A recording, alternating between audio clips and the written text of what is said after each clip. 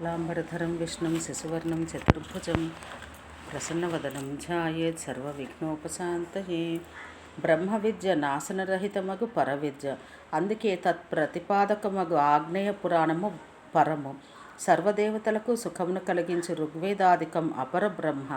అపరబ్రహ్మను ప్రతిపాదించినది అగుటచే దానికి ఆ పేరు. అగ్ని చెప్పిన పురాణము ఆగ్నేయ పురాణము. ఇది వేదంతో సమానమైనది. చదువు వారికి వినువారికి భక్తిముక్తులు నసుగునది. కాలాగ్ని స్వరూపుడు, జ్యోతిస్వరూపుడు, పరాత్పరమ అయిన బ్రహ్మము జ్ఞానకర్మలచే పూజించబడవాడను ఒక విష్ణుదేవుని ముని సమేతుడై ప్రశ్నించను. వశిష్ఠుడు పలికెను, సకల విద్యల సారమగు ఏ బ్రహ్మను గురించి తెలుసుకుని నరుడు సర్వజ్ఞత్వం పొందునో అట్టిదియు సంసార సాగరమును దాటించుటలో నావయు సర్వశక్తమును అగు బ్రహ్మను గురించి చెప్పుము. అగ్ని పలికెను, విష్ణువునైన నేనే కాలాగ్ని రుద్రుడను, సర్వస్వరూపమును సర్వకారణమును అతి ప్రాచీనమును అగు విద్యాసారమును గురించి నీకు చెప్పెదను. మత్స్య కూర్మాది రూపములు ధరించిన నేను సృష్టికి, ప్రళయానికి, వంశాలకు, మన్వంతరాలకు, వంశానుచరితం మొదలగు దానికి నీ కారణమైన వాడను. ముని ఋష్యాదుల వంశముల వర్ణనము వంశము, ప్రధాన రాజవంశముల వర్ణనము వంశానుచరితము. పర అపర అను ఈ రెండు విద్యలు విష్ణు స్వరూపములే. ఓ బ్రాహ్మణ, ఋగ్యజుస్సామ అథర్వ వేదములు శిక్ష, కల్పము, వ్యాకరణము, నిరుక్తము, జ్యోతిషము, ఛందస్సు అను వేదాంగములు 6ను, కోశము, మీమాంస, ధర్మశాస్త్రము, పురాణము, న్యాయశాస్త్రము, ఆయుర్వేదము, సంగీత శాస్త్రము, ధనుర్వేదము, అర్థశాస్త్రము ఇవన్నీ అపర విద్య. చూడసఖ్యం కానిది, పట్టుకొన సఖ్యం కానిది, గోత్రము కాని శాఖ కాని లేనిది నిత్యము అగు బ్రహ్మను బోధించు విద్య పరవిద్య. పూర్వం బ్రహ్మ దేవతలకు ఎట్లు చెప్పెనో, విష్ణువు నాకు ఎట్లు చెప్పెనో ఆ విధముగా మత్స్యాది రూపములను ధరించిన జగత్కారణ భూతుడగు విష్ణువును గురించి నీకు చెప్పెదను. మత్స్యావతార కథ. వశిష్ఠుడు పలికెను, మత్స్యాది రూపములు ధరించిన వాడును సృష్ట్యాతులకు కారణమైన వాడు ఒక విష్ణువును గురించి చెప్పుము. పూర్వం విష్ణువు నుండి విన్న విధముగా ఆగ్నేయ పురాణం గురించి, బ్రహ్మను గురించి చెప్పుము. అగ్ని పలికెను, వశిష్ఠ, విష్ణువు ధరించిన మత్స్యావతారం గురించి చెప్పెదను వినము. అవతారములు ధరించిన దుష్టనాశము కొరకు, శిష్టపాలనం కొరకు జరుగుచుండను కదా. ఓ ముని, గడిచిన కల్పం చివర బ్రహ్మ నిద్రించుట అను నిమిత్తం చే ప్రళయం ఏర్పడెను. అప్పుడు భూలోకాదులన్నీ సముద్రంలో మునిగిపోయినవి. వైవస్వత మనవు భుక్తి ముక్తులను ఆపేక్షించి తపస్సు చేసెను. ఒకనాడతడు మాలా నదిలో జలతర్పణం చేయుచుండగా అతని దోసిల్లోని జలంలో ఒక చిన్న చేపపిల్ల కనబడెను. ఆ రాజు దాన్ని నీటిలో పడవేయదలుచుండగా అది అతనితో, మహారాజా, నాకు ఈ జలంలో మొసళ్ళు మొదలగు వాటి నుండి భయం ఉన్నది, అందుకే నన్ను నీటిలో పడవేయకము అని పలికెను. అది విని అతడు దాన్ని కలశంలో ఉంచెను. ఆ మత్స్యము పెద్దదిగా ఈ రాజుతో, నాకు ఒక పెద్ద స్థానం ఇమ్ము అని పలికెను. రాజు ఆ మాటలు విని దాన్ని చేదలో ఉంచెను. అచట పెద్దదయో మనుచక్రవర్తి, నాకు విశాలమైన స్థానమునిమ్ము అని రాజుతో అనెను. పిమ్మట దాన్ని రాజు సరస్సులో విడవగా అది ఆ సరస్సు ప్రమాణం వంటి ప్రమాణం గలదిగా పెరిగెను. నాకు ఇంకనూ పెద్దదైన స్థానం ఇమ్ము అని ఆ మత్స్యం పలకగా దాన్నతడు సముద్రంలోనికి విడిచెను. అది క్షణమాత్రమున 1,00,000 యోజనముల ప్రమాణం కలిదిగా పెరిగెను. అద్భుతమైన ఆ మత్స్యమును చూసి మనవు ఆశ్చర్యం చెంది, నీవెవరవో, నీవు నిజంగా విష్ణుమూర్తివే, నారాయణ, నీకు నమస్కారము. జనార్దన, మాయచేత నీవు నన్ను ఈ విధంగా ఏల మోహపెట్టుచున్నావు అని పలికెను.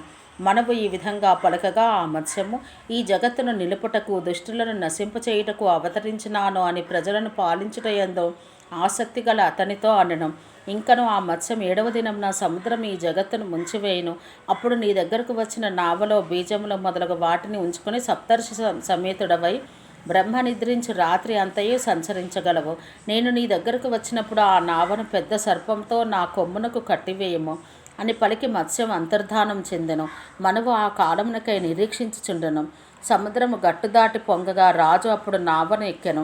ఒక కొమ్ము గల 10,000 కోట్ల యోజనములు గల బంగారు మత్స్యం అచటకు రాగా దాని కొమ్ముకు రాజు నావను కట్టెను. ఆ మత్స్యంను స్తోత్రములు చేసి స్తుతించుచు పాపములను తొలగించు మత్స్యపురాణమును ఆ మత్స్యం చెప్పగా వినెను. కేశవుడు బ్రహ్మ నుండి వేదములను అపహరించిన హయగ్రీవుడు అను దానవుని సంహరించి వేద మంత్రాదులను రక్షించెను. పిమ్మట వారాహకల్పం రాగా హరి కూర్మావతారం ధరించెను. కూర్మావతార కథ. అగ్ని పలికెను, పాపములను తొలగించు కూర్మావతారం గురించి మొదట నేను ప్రతిజ్ఞ చేసిన విధముగా చెప్పెదను. పూర్వం దేవాసుర యుద్ధంలో దేవతలు దూర్వాసుని శాపంచే దైత్యుల చేతిలో ఓడిపోయిరి. అప్పుడు వారు లక్ష్మీరహితులైపోయిరి. క్షీరాబ్దిపై ఉన్న విష్ణువును స్తుతించి మమ్మలను అసురుల నుండి రక్షించము అని వేడుకొనిరి. శ్రీ మహావిష్ణువు బ్రహ్మాది దేవతలతో, సురలారా, క్షీరాబ్దిని మధించి అమృతాన్ని లక్ష్మిని పొందుటకై సంపాదించుటకై అసురులతో సంధి చేసుకొనడు. పని పడినప్పుడు శత్రువులతో కూడా సంధి చేసుకొనవలెను కదా. అమృతం మీకే దక్కునట్లు దానవులకు దక్కకుండా ఉండనట్లు చేసేదను. మందర పర్వతంను కవ్వముగా చేసి వాసుకుని కవ్వపు త్రాడుగా చేసి నా సహాయంతో క్షీరాబ్దిని మధింపుడు. మాంజం వలదు అనెను. విష్ణువు ఇట్లు పలకగా దేవతలు దైత్యులతో ఒప్పందం చేసుకుని క్షీరాబ్దికి వచ్చి మధింప ప్రారంభించిరి. వాసికి తోకవైపు దేవతలుండరి. సర్పం విడుచు నిట్టూర్పుల వేడికి బాధపడుచున్న దేవతలను హరి సేద తీర్చెను. సముద్రమును మధించుచుండగా ఆ పర్వతం కింద ఆధారమేదియో లేకపోవటచే నీటిలో మునిగిపోయెను. విష్ణువు కూర్మరూపం ధరించి మందర పర్వతం నిలబెట్టెను. మధించబడుతున్న క్షీరాబ్ది నుండి హాలాహల విషం పుట్టెను. శివుడు ఆ విషమును కంఠంనందు ధరించెను. అందుకే అతడు నీలకంఠుడయ్యను. పిమ్మట వారుణీదేవియు పారిజాతము, కౌస్తుభము, గోవులు, అప్సరసలు పుట్టిరి. లక్ష్మీదేవి ఆవిర్భవించి విష్ణువును చేరినది. దేవతలందరూ ఆమెను చూచి స్తోత్రం చేయుటచే శ్రీమంతులైరి. పిమ్మట ఆయుర్వేదమును ప్రచారంలోనికి తీసుకుని వచ్చిన ధన్వంతరి రూపుడైన విష్ణువు అమృతపూర్ణమగు కమండలమును చేత ధరించి ఆవిర్భవించెను. మొదలగు దైత్యులు అతని చేతి నుండి అమృతం గ్రహించి సగం దేవతలకిచ్చి వెళ్ళిపోయిరి. పిమ్మట విష్ణువు స్త్రీ రూపం ధరించెను. మంచి సౌందర్యం గల ఆమెను చూసిన దైత్యులు మోహం చెంది, ఓ వరానన, మాకు భార్యవు కమ్ము, ఈ అమృతమును తీసుకొని మాకు పంచిపెట్టము అని పలికిరి. అట్లే అని పలికి హరి వారి చేతి నుండి అమృతమును గ్రహించి దేవతల చేత ఆగించెను. రాహువు చంద్రరూపం ధరించి అమృతం తాగుచుండగా సూర్యచంద్రులు అతన్ని పట్టి చూపిరి. అప్పుడు విష్ణువు రాహు శిరస్సును చక్రంచే ఖండించి వేరు చేసి దయతో దానికి మరణం లేకుండానట్లు చేసెను. రాహువు వరంనిచ్చు హరితో చంద్రసూర్యులు నాచే పట్టుచుందురు, అది గ్రహణమగును. ఆ కాలం నందు ఇచ్చు దానం అక్షయమగుగాక అని పలికెను. అట్లేగుగాక అని విష్ణువు అతనితో పలికెను. పిమ్మట స్త్రీ రూపం త్యజించి దేవతలతో కలిసి ఉండగా శివుడు ఆ స్త్రీ రూపంను చూపము అని హరితో అనెను. భగవంతుడైన శ్రీ మహావిష్ణువు రుద్రునికి స్త్రీ రూపం చూపెను. శివుడు విష్ణుమాయచే మోహితుడై పార్వతిని విడిచి ఆ స్త్రీని వెంబడించెను. శివుడు ఉన్మత్తుడై దిగంబరుడై ఆమె కేశపాసమును పట్టుకొనెను. ఆమె జుట్టు విడిపించుకుని వెళ్ళిపోయెను. అతడు ఆమె వెంట పరిగెత్తెను. ఈశ్వరుని వీర్యం స్ఖలితమై భూమిపై పడిన చోట్లలో ఎల్ల బంగారు లింగముల క్షేత్రమయ్యను. ఇది అంతయు మాయా అని గ్రహించి శివుడు స్వస్థచిత్తుడయ్యను. అప్పుడు విష్ణువు శివునితో, రుద్ర, నీవు నా మాయను జయించితివి. ఈ లోకంలో నీవు తప్ప మరెవరూ నా మాయను జయింపజాలరు అని పలికెను. అమృతమును పొందజాలని ఆ దైత్యులను దేవతల యుద్ధంలో జయించిరి. దేవతలు స్వర్గంలో నివసించిరి, దైత్యులు పాతాళలోక నివాసులైరి. ఈ దేవి విజయ కథను పఠించువాడు స్వర్గమును పొందును అని పలికెను. వరాహ, వామన, పరశురామ అవతార కథలు. అగ్నిదేవుడు ఇట్లా పలికెను. ఇప్పుడు పాపములను నశింపచేయ వరాహ అవతారం గురించి చెప్పెదను. హిరణ్యాక్షుడు అనే రాక్షసుడుండెను. అతడు దేవతలను జయించి స్వర్గలోకంలో నివసించెను. యజ్ఞస్వరూపుడకు విష్ణువును దేవతలందరూ వచ్చి స్తుతించగా ఆ హరి వరాహ రూపం ధరించి లోకకంటకుడైన ఆ దానవుని దైత్యులకు కూడా ఆశ్చర్యకరమగు విధమున సంహరించి ధర్మమును, దేవతలు మొదలగు వారిని రక్షించి అంతర్ధానం చెందెను. హిరణ్యాక్షుని సోదరుడైన హిరణ్యకశిపుడు దేవతల యజ్ఞభాగాలను అపహరించి దేవతలందరిపైన అధికారం జరిపెను.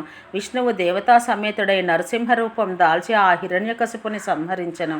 దేవతలచే స్తుతించబడిన ఆ నరసింహుడు దేవతలను తమ తమ స్థానాలలో నిలిపెను. పూర్వం దేవాసుర యుద్ధం నందు బలి మొదలగు వారిచే సురలు పరాజితులై స్వర్గమును కోల్పోయిరి. వారప్పుడు హరిని శరణు వేడిరి. విష్ణువు దేవతలకు అభయమిచ్చి అదితి కశ్యపులు తనను స్తుతించగా అదితి యందు వామనుడిగా జన్మించెను. ఆ వామనుడు శోభాయుక్తంగా యజ్ఞం చేయుచున్న బలిచక్రవర్తి యజ్ఞమునకు వెళ్ళి అచట రాజద్వారం నందు వేదం పఠించెను. బలి వేదములను పఠించుచున్న ఆ వామనుని చూచి అతడు కోరు వరములు ఇయ్యవలనని నిశ్చయించుకుని శుక్రాచార్యుడు నివారించుచున్నను అతనితో, నీకేమి కావాలనో కోరుకొనము, ఇచ్చెదను అని పలికెను. వామనుడు బలితో, 3 అడుగుల నేలను ఇమ్ము, నా గురువుకు కావలెను అనెను. బలి అట్లే ఇచ్చెదను అని పలికెను. దానజలం చేతిలో పడగానే వామనుడు అవామనుడు అనగా పెద్ద శరీరం గలవాడయ్యను. భూలోక, భువర్లోక, స్వర్లోకములను 3 అడుగులుగా గ్రహించి బలిని సుతలమునకు తొక్కివేశెను. వామన రూపుడైన హరి ఆ లోకత్రయమును దేవేంద్రునికి ఇచ్చెను. దేవతా సహితుడగు ఇంద్రుడు హరిని స్తుతించి త్రిభువనాధీశుడై సుఖముగా ఉండెను. ఓ బ్రాహ్మణ, పరశురాముని అవతారం గురించి చెప్పెదను వినుము. ఆ శ్రీ మహావిష్ణువు క్షత్రియులు ఉద్ధతులుగా ఉన్నారని తలచి భూభారం హరించుటకై దేవతలను విప్రాదులను పాలింపనున్న వాడై శాంతి నెలకొల్పుటకై జమదగ్ని నుండి రేణుకయందు సర్వశాస్త్ర విద్యా పారంగతుడైన భార్గవుడిగా అవతరించను.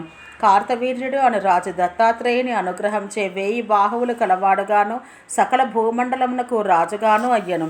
అతడు వేటకు వెళ్ళెను. అరణ్యంలో అలసిన సేనా సమేతుడైన ఆ రాజును జమదగ్ని మహర్షి తన కుటీరమునకు ఆహ్వానించి కామధేనువు ప్రభావం చేత భోజనం పెట్టెను. కార్తవీర్యార్జునుడు ఆ కామధేనువును తనకు ఇమ్మని కోరెను. జమదగ్ని ఇచ్చుటకు నిరాకరించెను. అప్పుడతడు దాన్ని అపహరించెను.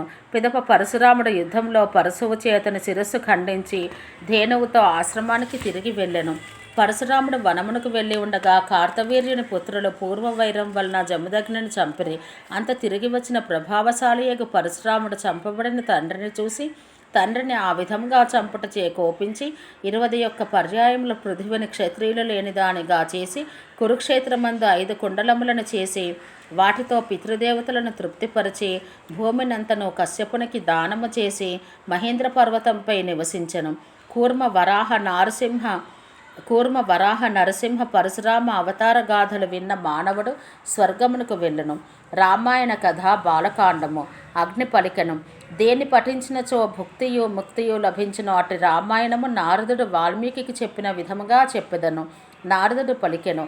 విష్ణువు నాభియందలి పద్మం నుండి బ్రహ్మ పుట్టెను. మరీచి బ్రహ్మ కుమారుడు. మరీచికి కశ్యపుడు, అతనికి సూర్యుడు, సూర్యునికి వైవస్వతమనువు, అతనికి ఇక్ష్వాకువు పుట్టిరి. అతని వంశంనందు కకుత్సుడు పుట్టెను. కకుత్సునికి రఘువు, రఘువుకి అజుడు, అజునికి దశరథుడు పుట్టెను. శ్రీ మహావిష్ణువు రావణాదులను వధించుటకై తాను 4 విధములుగా ఈ దశరథ మహారాజు వలన కౌసల్యయందు రాముడుగాను, కైకేయియందు భరతుడుగాను, సుమిత్రయందు లక్ష్మణ శత్రుఘ్నులుగాను జనించెను.